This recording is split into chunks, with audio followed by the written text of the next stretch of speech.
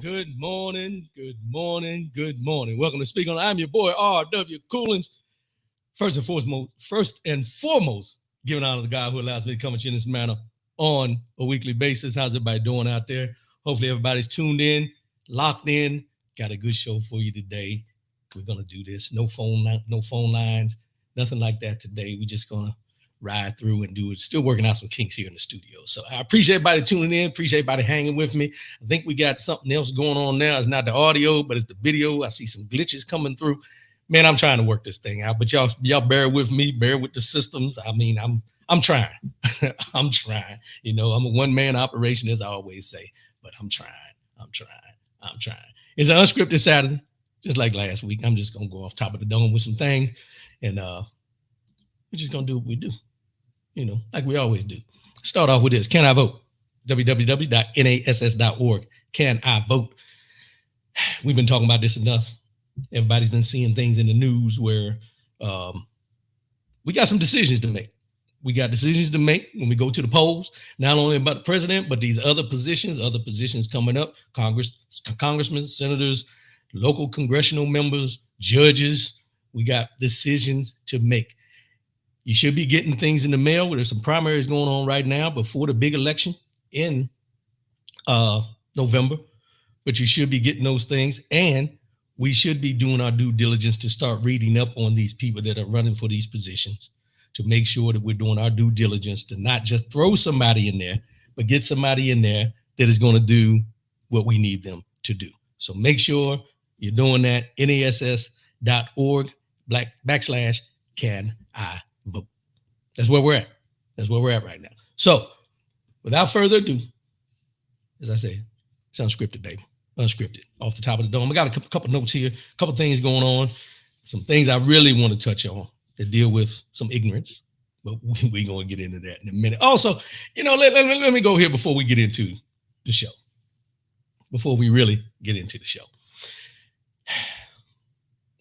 Today, I seen a post. You know, it's graduation season. For all those people out there graduating, for all those people graduating, congratulations. Moving on to the next level, moving on in life, getting out of school, whether you went from kindergarten or pre-K to kindergarten, or graduating from high school, going into college, or graduating from college, going to your next level, bachelor's, doctors, whatever you're doing. Congratulations. Congratulations. You made it through one step. Now it's on to the next step. But I got to send something out to the people, because I seen a post this morning, and I know everybody's excited about the people graduating and people moving on to the next step and everything.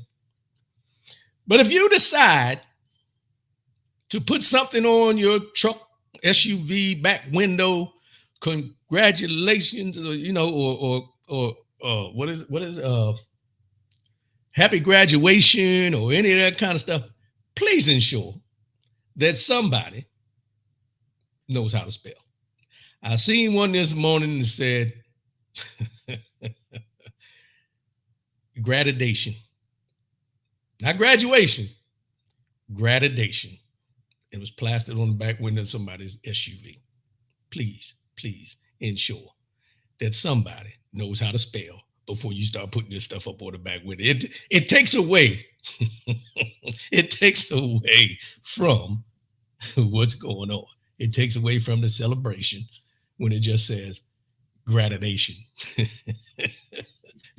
Not graduation. I don't want to laugh at people, but we got to do better, y'all.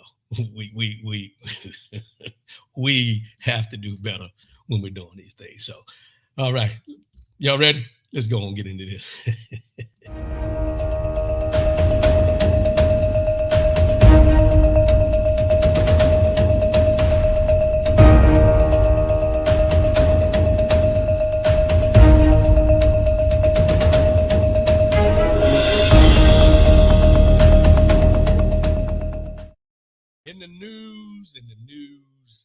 In the news.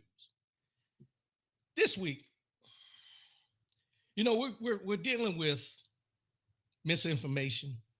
We're dealing with a lot of people who are out here putting things out there that they know are false to try to get people to gravitate to them as far as your vote, getting you to follow them, getting you to be in their corner, all the above. But this week, Representative Byron Donalds, and I had his picture, but I said I'm not going to put it up there because I'm not trying to give him that kind of light today.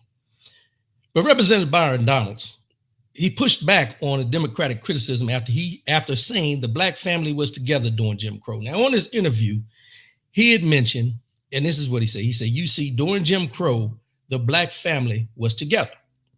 Donald said at a Tuesday event, the Philadelphia Inquirer reported. During Jim Crow, this is what he said, during Jim Crow, more black people were not just conservative, because black people have always been conservative-minded, but more black people voted conservatively, he said. You know, it's funny to me, and I'll say it's funny to me because you have to laugh to keep from crying sometimes. But it's funny to me that each time elections come up, presidential elections come up, you got these people like a Byron Donalds, a Tim Scott, Ben Carson, or Candace Owens. You got all these people of color that are in the Republican Party that feel as though them bringing up slavery, somebody said slavery was a good thing at the time. Someone mentioned that now they're saying that Jim Crow was good for the black family. If you recognize and you sit back and look at this, it seems as though those that are in the Republican Party try to find a way to make it seem like the injustices done to our ancestors were justified, and that we were doing and striving and doing everything we needed to do under the rule and under the thumb of the master. I didn't say it, they did. But this is the verbiage that they want to put out there, that black folks have not had it that bad in this country, and we were a family at the time. And then he brought up, he said, that ended. He suggested, due to a culture of dependence promoted by the federal government's welfare system in the 1950s, including the establishment of the Department of Health, Education, and Welfare, the federal agency now known as the Department of Health and Human Services, and civil rights efforts that followed under President Lyndon B. Johnson in the 1960s. And then he said, Lyndon Johnson, you know, under the Health, Education, and Welfare, under Lyndon B. Johnson, you go down that road, and now we are here where we are today. So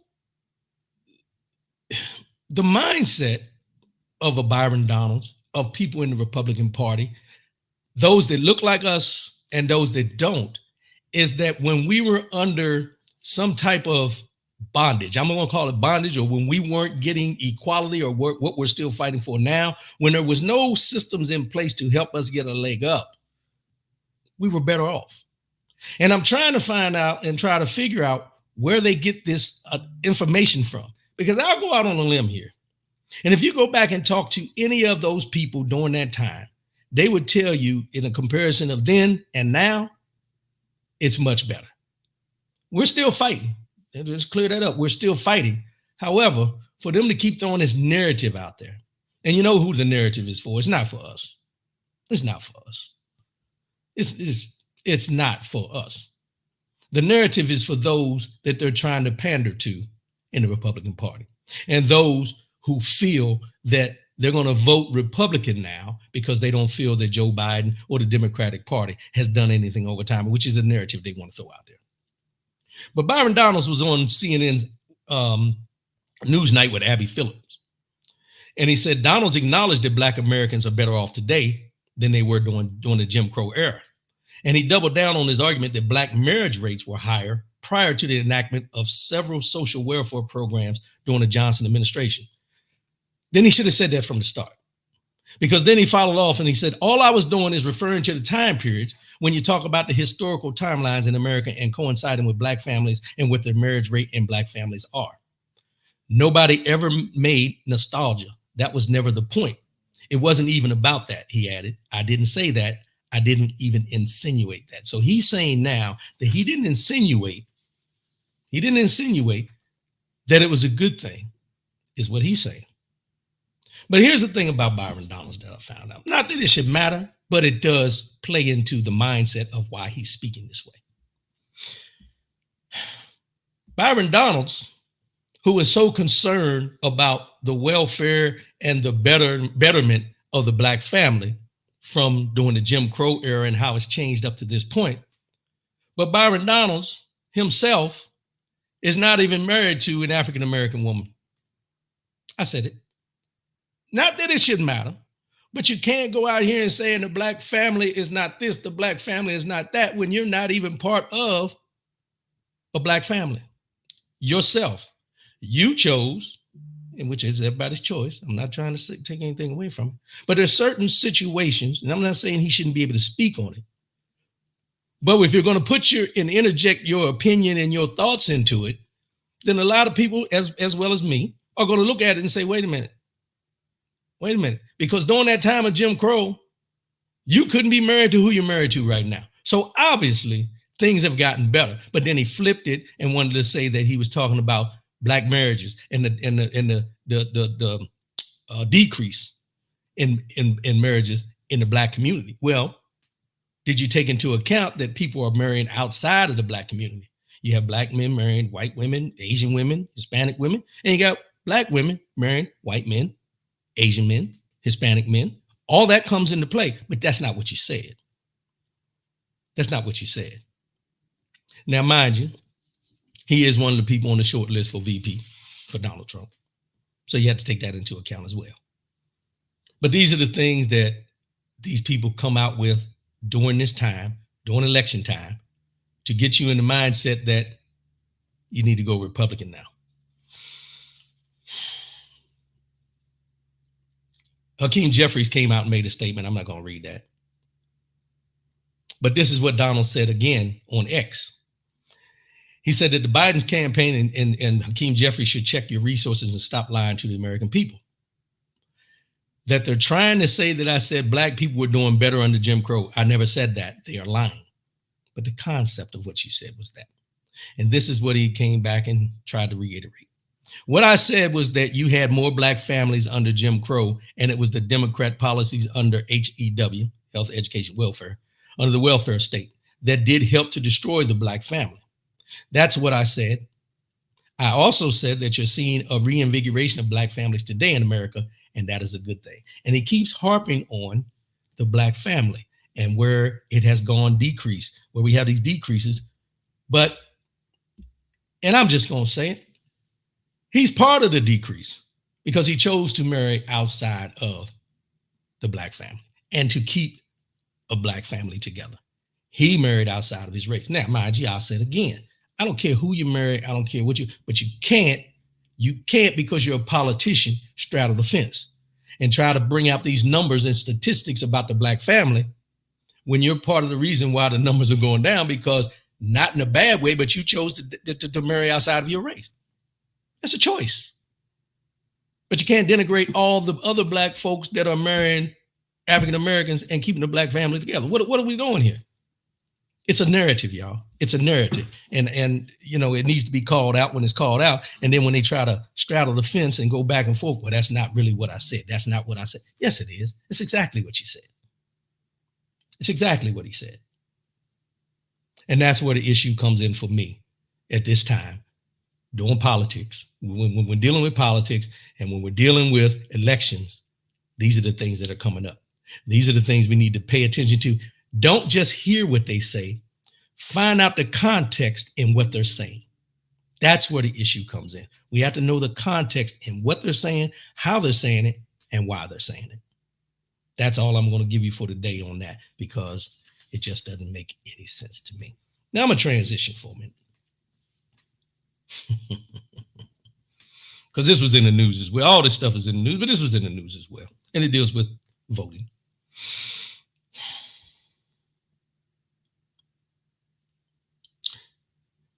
There was an article, an interview that came out, and someone wrote an article, and it said the Black Panther founder did not endorse Donald Trump. This is what a grandson says. And it goes in and says the grandson of a founding member of the Black Panther Party said his grandfather does not support former President Donald Trump, asserting that a viral video interview of the activist supposedly endorsing Trump was misleading. On Tuesday, Eric Jones responded to the viral video that was posted on Sunday, sharing on X that he was working to get it removed because it misrepresented his grandfather, David Hilliard, the former chief of staff of the Black Panther Party. Let's stop there for a minute.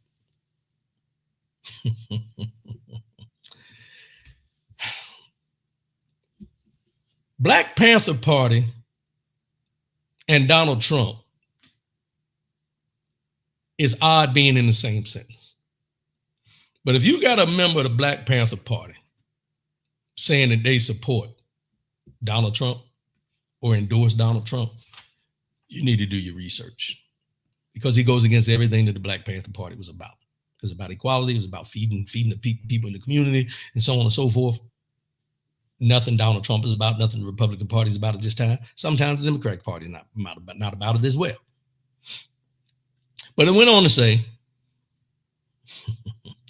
the original video was posted on TikTok by a woman named Carol Mitchell, who asked Hilliard how he knew Trump and his thoughts on the presidential candidate. The video was picked up by right-wing social media accounts and some news outlets, which reported that Hilliard expressed support for Trump. But Jones said in his own video alongside his grandfather that Mitchell was misrepresenting his grandfather's views on the former president and threatened to obtain a cease and desist order against her. Mr. Jones said, "My grandpa, David Hilliard, does not even know Trump is a politician. He has been dealing with cognitive issues since 2014. He can only recall the past."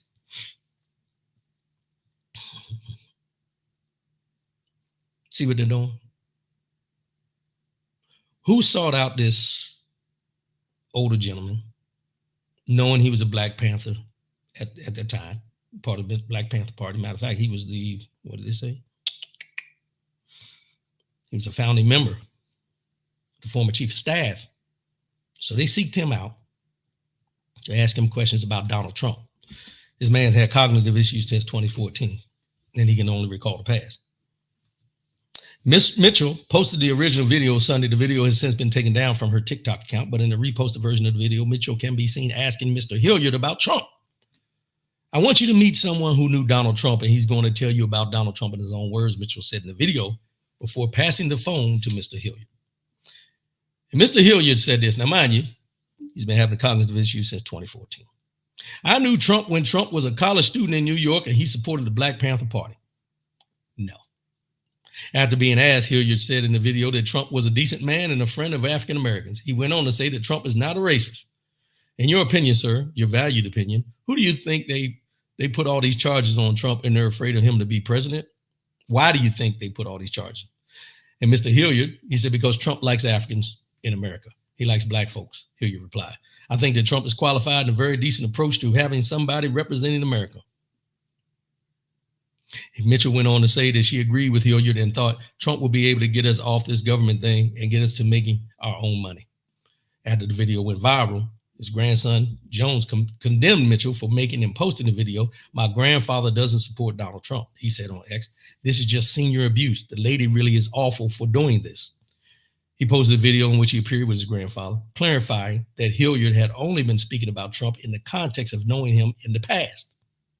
That is purely speaking in terms of the past. That is not a nod of support to any of today's political climate and Donald Trump with any other candidate. So basically what they did was they found this older gentleman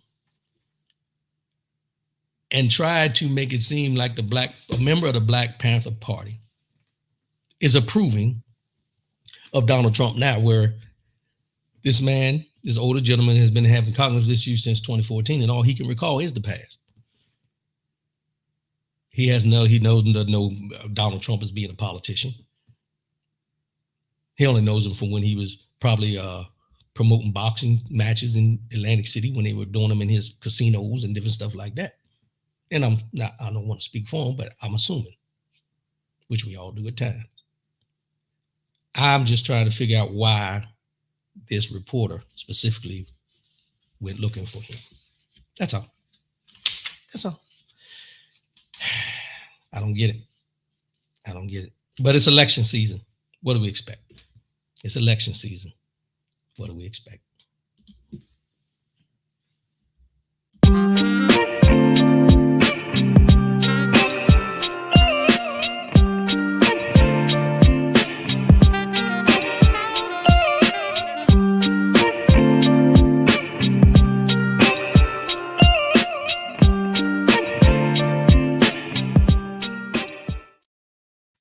this next one that I have, dealing with the something that we talked about a while ago. It's been a good while too. It's been a while. Now it's finally gone to court. Finally went into the court system. They had a trial. But I'm gonna put this up here. Let's see. Y'all remember this? The Fearless Fund.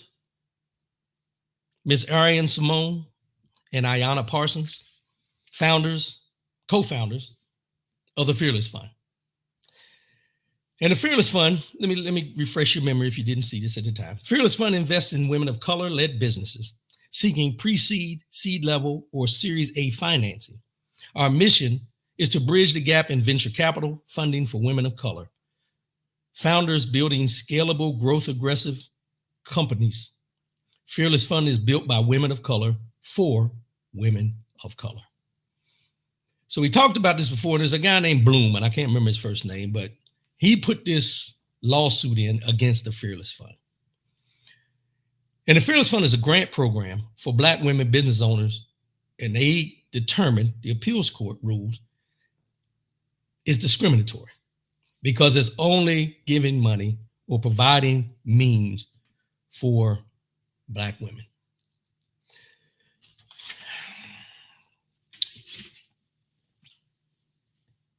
Before I read some of this, let me just say this.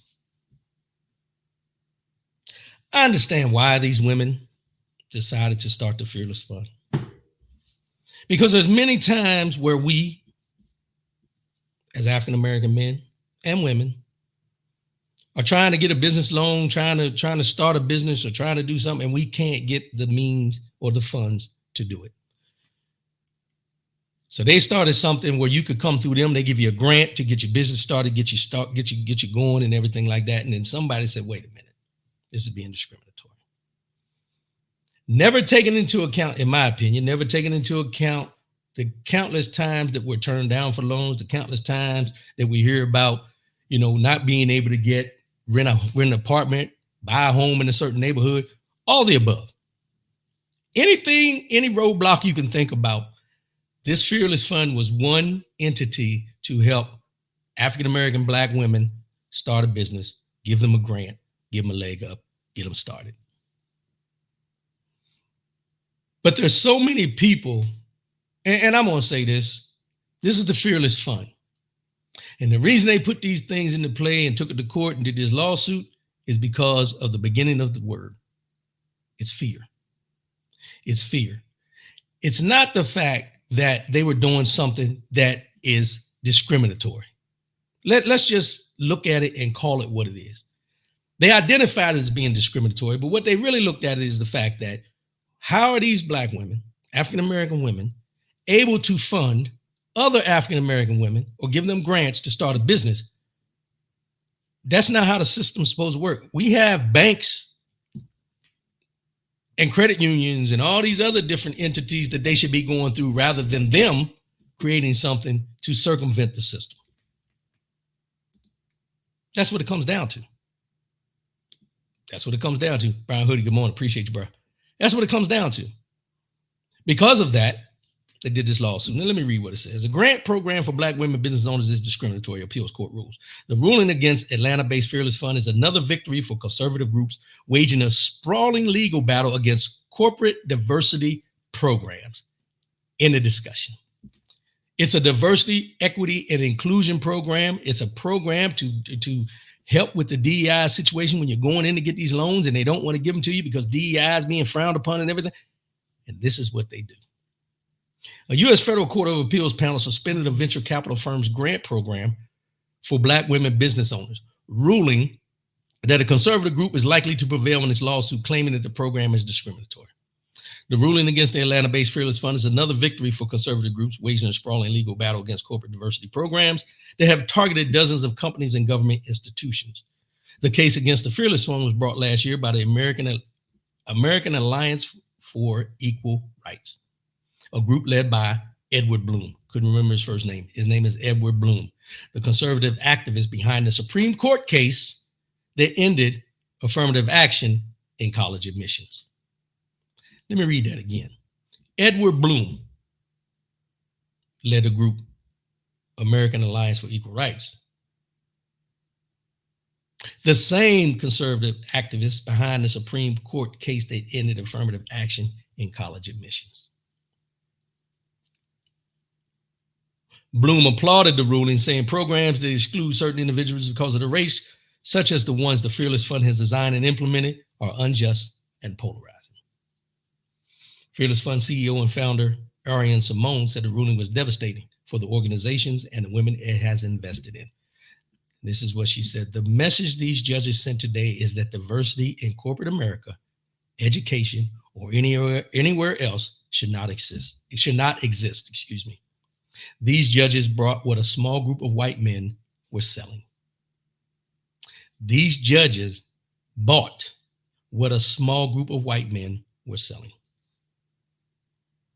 Mr. Alfonso Davis, who is the legal counsel for the Fearless Fund, said all options were being evaluated to continue fighting the lawsuit.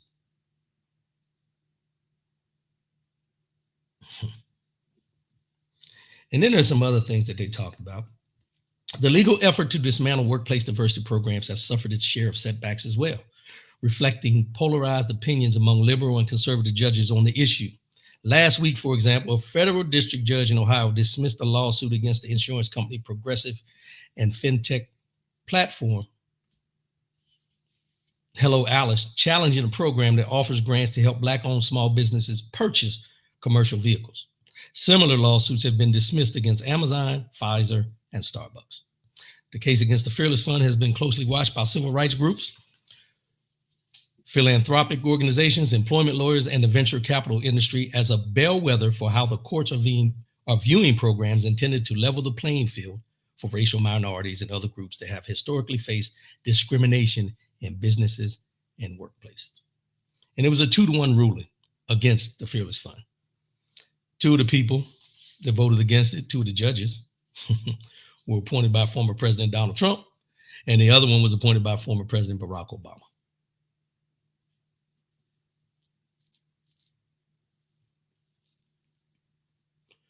They rejected the Fearless Fund arguments that the grants are not contracts, but charitable donations protected by the First Amendment right to free speech. That's what they say. But it's very interesting when you look at this. And I wanted to bring this up because I know we had talked about this before, and it finally came to an appeals court. And I want you to think about when they talk about DEI.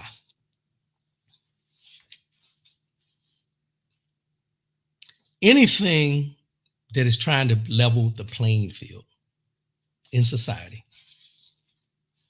for people of color, Black and brown, let's just be real, Black and brown, there's roadblocks. And there's normal roadblocks, then there's the ones they want to send up through the court system, like this. And what they're doing by doing this is, and I wish I had the numbers because I talked about it before, and how many women that the Fearless Fund had already helped before this lawsuit. And now they have to cease operations while they're appealing and everything. But the amount of people that they have helped and the potential people that they could have helped causes me to pause, and should cause you to pause and ask the question, what is the fear? What is the fear? Because if we can't go through the normal means, and we have tried going through the normal means for business loans, to be able to start our own business, for to get grants and things like that, and been denied. And then these 2 young ladies come up with a plan to help their sisters. Let's just be real, to help their sisters. What is the fear? In my opinion, the fear is that people will start taking the Fearless Fund's, plan and introducing it. And then it'll be a snowball effect where more and more African Americans, women and men, will be able to start their own businesses, will get these grants to be able to get a leg up. And now the fear is, as they've always said, and I've always said, and we've all heard it, the fear is that they don't want it to be equal. That's why they're eliminating diversity, equity, inclusion. That's why they're trying to kick all these different things out. And that's why when you hear someone like a Byron Donalds talking about the black family in the Republican Party was better under Jim Crow than it was now, well, then why are we doing this? Because this and what they're doing with the Fearless Fund is going to enhance the black family. So you're talking out both sides of your neck. One minute you're saying that the black family was jeopardized, was better under Jim Crow. Because why? Because they were being controlled. But then now, because we're trying to get a leg up, to start our own business, to be independent, to not be dependent on these social programs that they have, you shoot us down when we start doing the things to get people off of those social programs. So which way do you want it? You want the social programs to dictate? Or do you want us to go ahead and, as they always say, pull yourself up by your bootstraps? Which one is it? Because from the outside looking in and being a black man my whole life, it just comes down to the point of you want to be in control of what happens to me in this lifetime. They always say the government is too big. The government is controlling too much. Well, at the same time, you're worried about the social programs, which, if you look statistically, African Americans, blacks aren't the largest population in the United States are on the social programs. Let's just start there. But when we start to do things and try to do things to help each other out and get our community back on its feet or to lift somebody up, you come out and you say, nah, y'all can't do that. You can't do that. It's discriminatory because we're helping ourselves. We're keeping it within the community. We're building our communities with our funding within our communities. And now you're mad about that because we're funding the things in our community that's going to build our community. But you have a problem with it. Don't get it. Sis, good morning. Appreciate you. I don't get it. But this is where we're at. This is where we're at. And I'm going to say it again. Pay attention. Pay attention. Pay attention. Because these are the things that they're doing that nobody wants to talk about. You know, these cases come up. We talked about the Fearless Fund how long ago? I want to say it's at least eight months ago, maybe 10 months ago, when they were first talking about bringing the court case against them and they had to stop operations. And now they went to the appeals court. Fearless Fund went to the appeals court to say, hey, this is not right. And the appeals court agreed with the people that brought the lawsuit, Mr. Edward Bloom and his cronies. Now what? Now we got to find a different way to go about helping each other out because they don't want this. They don't want this. What can you do? What can you do?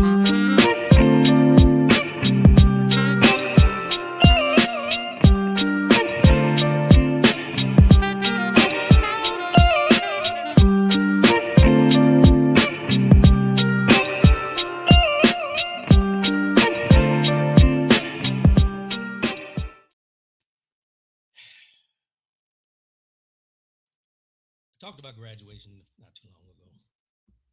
But this story here,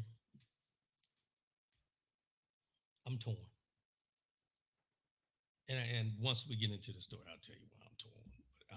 But I'm a little torn about how this worked out, planned out, ended, how it ended up. Everybody's seen it on the news. I was going to put the video up. I didn't feel like doing it. I don't want to give this person no shine for what he did. But everybody's seen this week at a graduation ceremony. I think I'm trying to get where it was at in Wisconsin. Baraboo High School in Wisconsin on May 31st. Matthew Eady, a parent, walked onto the stage at Baraboo High School's graduation as his daughter was shaking hands with school officials. As she approached Superintendent Rainey Briggs, who was black, the father jumped on stage, grabbed the superintendent by his arm, and kind of pushed him away from his daughter in the viral video. Mr. Briggs said he put both hands on me to push me out of the way, stating, "You are not going to touch my expletive daughter." We can imagine what he said. Briggs told police, "At that time, I created space and stated, 'Get your hands off of me.' Now, Mr. Edie has been charged with disorderly conduct, and Briggs has filed a restraining order against the man." Now, I want to stop there. I don't want to keep reading all this, but there's some certain things I want to touch on. But I'm going to tell you why I'm torn. I'm torn because this is a superintendent that has all the accolades to be the superintendent at Baraboo High School in Wisconsin.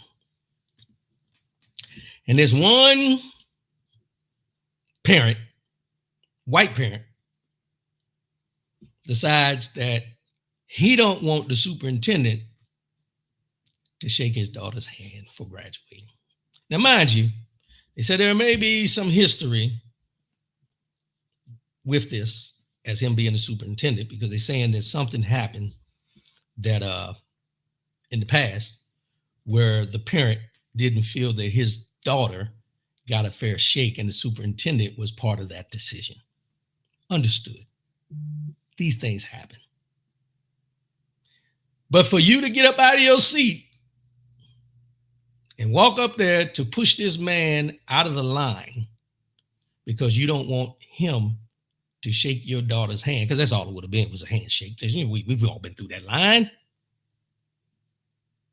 But for him to be able to do that freely and in the manner that he did, it's two words: white privilege. Call it what it is, white privilege. Because I'm going to go out on a limb, because I seen the video and I seen what happened after the video, how they nobody in the video I seen, unless it's a longer video that I didn't see, but what video I seen, because I watched a couple of them and the angles from the video I seen, nobody on the stage or security went to check on Mr. Briggs, the superintendent who was pushed out of the way. Nobody went to check on Mr. Briggs. They went and grabbed Mr. Edie, the parent, and escorted him out. But nobody checked on the welfare of Mr. Briggs. And we've seen this movie many times. If we're the victim, we're just a victim. Nobody checks on us. If there's racism involved, they want to minimize it and say it wasn't racism. If it was a misunderstanding, they didn't see eye to eye, blah, blah, blah, blah, blah, and all that. The narrative. But at the end of the day, white privilege is how he was able to walk up on that stage, push that man out of line, the superintendent, mind you. No harm, no foul. Now, mind you, disorderly conduct. Disorderly conduct. He put his hands on him. I'm filing assault charges. He put his hands on me. I'm putting in assault charges. The police report obtained by local outlet WMTV5 News says Mr. Edie told police officers he had past issues with Rainey and dislikes him. Rainey. He didn't call him Mr. Briggs. He called him Rainey, his first name. Eddie told police he wanted to prevent Rainey from having the satisfaction of shaking his daughter's hand. So he went onto the stage to prevent that from happening. Officers said the push was pre-planned and that the father was sorry for the incident, but only because of the impact it had on his graduating daughter. Not because of what he did, but because it impacted his daughter's day. Hell with Mr. Briggs. He's the superintendent of schools. I ain't worried about him. That's a black man. I ain't worried about him. He the reason we're here. But the only thing I'm sorry about is how it impacted my daughter's graduation. We would like to emphasize that the safety and well-being of our student, staff, and community members is a top priority Baraboo School District spokesperson Haley Wagner said in a statement regarding the incident. Meanwhile, the Baraboo School Board condemned it. No employee of the school district of Baraboo should fear for their physical safety when fulfilling their job duties or at any time. That this adult felt emboldened to behave in this way in front of hundreds of students and other adults should deeply trouble us all. This type of behavior will not be tolerated. The police report does not include evidence the incident was racially motivated, but David Hart, president of Blacks for Political and Social Action of Dane County, told WMTV5 he is concerned about how Mr. Briggs was treated. Watch this now. And I keep saying Mr., but let me call him by his name, Dr. Briggs. He has a doctorate in education. After Dr. Briggs was pushed out of the way and prevented from doing his job, it does not appear that anyone checked on Dr. Briggs. I told you. It's his welfare. And he was forced to continue on amid this trauma. While this incident could certainly have race-neutral explanations, the treatment of Dr. Briggs looks all too familiar to us. And when he says us, he's talking about Black African Americans, because we see it too many times. This is absolutely wild that this isn't already being called out for the outright racism that it is. One user commented on Facebook earlier this week. I know there are criticisms of Dr. Briggs, some of which may be valid, but nothing that would remotely justify anything like this. It's a handshake. What century are we in? Now, the caveat off all this that happened in the Baraboo High School in Wisconsin. Back in 2018, Baraboo High School made national news when a photo emerged depicting several current and former students doing a Nazi salute in front of the school. And it was I looked at the picture, had to be at least 40 to 50 of them standing in front of the school doing a Nazi salute. And we're asking the question, do we think, well, the news is asking the question, or nobody's talking about it, is this racially motivated against Dr. Briggs? Mind you, he said he didn't want him to touch his daughter. He didn't want him to touch his daughter. Not shake her hand, not congratulate her. He didn't want him to touch his daughter. And we continually are told that this country is not racist, that racism is a figment of our imagination, that racism isn't as bad as it was, and that we hear people like Byron Donalds, as I mentioned before, that the Black family was better under Jim Crow, Ben Carson, that slavery was a good thing. All these narratives, Nikki Haley with the slavery thing, and that we were treated good on the plantations, we had a roof over our head, we were fed, we had jobs, all these narratives of who we used to be and how they used to control us. And then now you have these people that come out and they act out because they feel emboldened to do these things.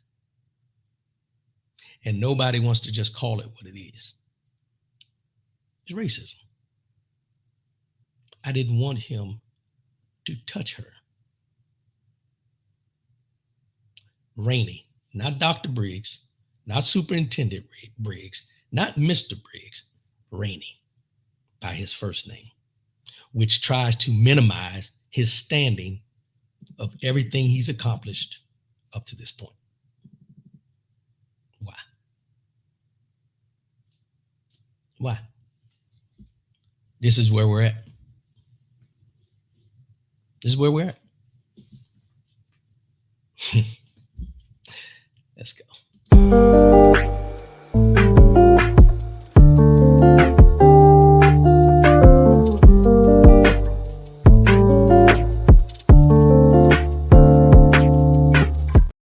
Mind, body, and soul. Mind, body, and soul. It's the year 2024. Common denominator. Common denominator this year is health. mental, physical, spiritual, relationship, and financial. Those are the health. Those are the common denominators of health that we're concentrating on this year. Today's Mind, Body, and Soul is a quote from the great coach, John Wooden. And it says this: your character is who you are. Your reputation is what others think of you. Your character is who you are. Your reputation is what others think of you. I pulled this one because it jumped out at me, because here's the thing. We always hear people say, man, I got a reputation to uphold. I got a reputation to uphold. And I don't think we ever dig into the fact of your reputation is dictated by what people think about you. And then what we do is we end up trying to fall into the mold of not who we are around these people, but who they portray us or who they think we are. We never really concentrate on the fact of our character. Our character is who we are to our core, but we're more concerned about how people perceive us and how people see us in their opinion than we are about being ourselves because of our character. When I seen this, I started asking the question because, we're all and have been guilty of our, worrying more about our reputation. Your reputation precedes you and all these things. But then at the same time, the only time we hear anything about character is when we rephrase or revoice what Reverend Dr. Martin Luther King said. Dr. Reverend Martin Luther King Jr. said, the content of your character. But that gets swept by the wayside because your character is who you are. It is who you are to your core being. The decisions you make, how you go about things, what are you and who are you in this world? But we overlook character. We minimize our character because we're more concerned about fitting into what our reputation is amongst those around us. How do we change that? What do we need to do to change that? How do we get character to be the main thing and reputation be the subcategory? Why did it get reversed like that? And a lot of times what we do is we want to blame it on society, but we fall into these societal traps without the understanding of, and I'll say it this way, we always talk about, I am who I am, accept me for who I am. But sometimes we want people to accept our reputation more than our character. We want people to accept our reputation more than we want them to accept our character, because our character is an afterthought, because we're more concerned about our reputation because it's what others think about you. And that's what drives us a lot of times is, what are they going to think about me? How are they going to think about me? How do they see me? More than the fact of accepting me and receiving me for who I truly am. Your character is who you are. Your reputation is what others think of you. Coach John Wooden. Take that with you this weekend. Ponder that. Ponder it for a little while and ask yourself, am I known more for my character or for my reputation? And do I accept myself more because of my character or my reputation? Something to ponder this weekend. I appreciate everybody tuning in. I'm a little early this morning, but I didn't have too much to go into. But I appreciate everybody tuning in. Still working out these kinks. Y'all bear with me, man. Bear with me. Still working out these kinks. But we'll be back again next week. Another show, doing what we do. Hopefully I can get all these kinks worked out. Pay attention to what's going on out there. They got the Fearless Fund now. But what else are they going to do? And when you hear these people talking about we were better off then than we are now, ask them to give you context of why they say we were better as African-American blacks in this country during slavery, Jim Crow, Reconstruction, all those things compared to where we are now. Compared to where we are now. Because the first thing they want to do is go back to the black family. Well, at the time, and I know I'm going a little bit longer, but at the time, when you talk about the black family was so cohesive because we were all in the same situation, in the same spots. And as we've grown and we've developed through this country and we found our way and we're developing and becoming better people and financially independent, The black family has not fell by the wayside. They want you to think that. But I'm going to tell you, from my opinion, the black family is just as strong now as it was then, because then they had to rely on each other for survival. Now it's not the reliance factor, it's the acknowledgement of our accomplishments and being able to deal with each other on a level. Not that I'm better than you, not that I'm more accomplished than you, but we receive and accept the accomplishments of each other while we're still striving to be looked at as equal. DEI, diversity, equity, inclusion. Those are the battles we're fighting now. We're not fighting bondage. We're not fighting being whipped and being controlled.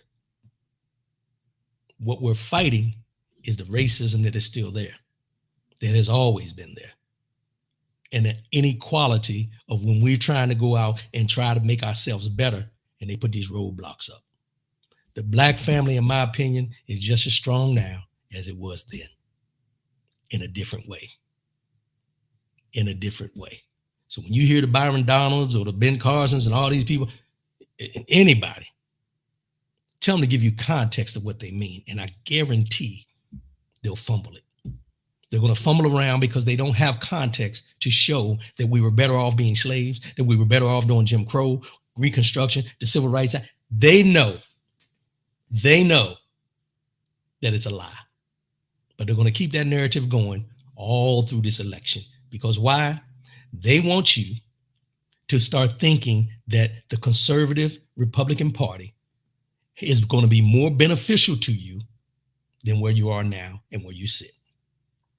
But if you think about it, everything that we fought for up to this point, they're trying to eliminate.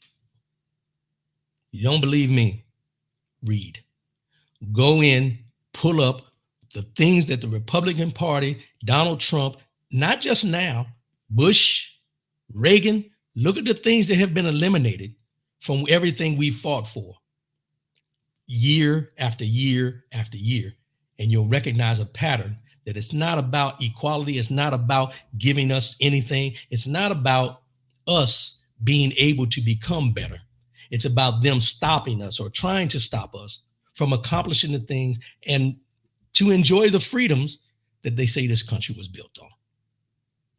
That's my rant for today. I appreciate everybody tuning in. As I always say before I sign off, love yourself, love one another, keep your head up, and most definitely keep your faith in God. I'll see y'all again next week, and I'll holler. Peace.